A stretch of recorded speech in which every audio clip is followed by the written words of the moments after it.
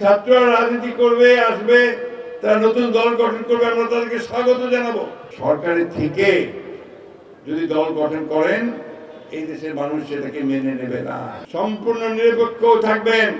আমাদের যে বর্তমান সরকার আছে তাদেরকে শুধু একটা কথাই বলতে চাই, আবারও রিপিট করতে চাই, পুনরাবৃত্তি করতে চাই, যে আমাদের ছেলেরা আমাদের এই আন্দোলনে সবসময় তারা একটা অগ্রণী ভূমিকা পালন করেছে।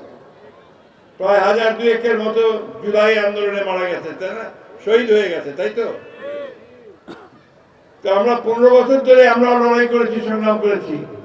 এই 15 বছরে আমাদের বিএনপির বহু লোক মারা গেছে। ওই জুলাই আন্দোলনে আমাদের 426 জন ছাত্র নেতা কর্মী শহীদ হয়েছে। আমরা আপনাদের কাছে যেটা চাই, নিরপেক্ষ থাকবেন, সম্পূর্ণ নিরপেক্ষ থাকবেন।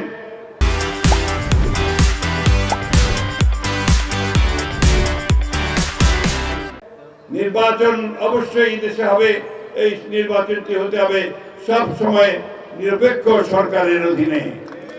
আমরা চাইব এই অন্তর্বর্তীকালীন সরকার তারা সম্পূর্ণ নিরপেক্ষ থেকে এই নির্বাচনের ব্যবস্থা করবেন। ছাত্ররা রাজনৈতিক দল গঠন করতে চায়, আমাদের এতটুকু আপত্তি নেই, বরং আনন্দিত। ছাত্ররা রাজনীতি করবে, আসবে, তারা নতুন দল গঠন করবে, আমরা তাদেরকে স্বাগত জানাবো। তারা তাদের নতুন চিন্তা ভাবনা দিয়ে মানুষের মনের মধ্যে যাওয়ার চেষ্টা করবে। কিন্তু সরকারের থেকে যদি দল গঠন করেন, এই দেশের মানুষ সেটাকে মেনে নেবে না। নেবে কে? এটাই আমি বলতে চাই, যে আসেন, আপনারা দল করবেন, দল করেন, আমরা প্রত্যেককে স্বাগত জানাবো, সহযোগিতা করব, কাঁধে কাঁধ মিলিয়ে আমরা একটা সুষ্ঠু নির্বাচন করার জন্য কাজ করে যাব। একই সঙ্গে আপনাদেরকে অনুরোধটুকু জানাবো, অযথা কনফ্রন্টেশন, সংঘাতমূলক কোনো কথাবার্তা রাজনীতির মধ্যে না আনাই ভালো হবে, আমরা এটা আশা করি। তাই আমি বলবো যে আসুন, আজকে আমরা এখানে সবাই একত্রিত হয়েছি, বক্তব্য বাড়াবো না। আমাদের আফাজ সাহেব অনেকদিন ধরে আমাকে বলছে, আফাজ আমাদের ছাত্র, আর বক্তব্য দীর্ঘ করবো না। আপনারা এখন আমাদের ম্যাডামের দোয়ার জন্য দোয়া করবেন।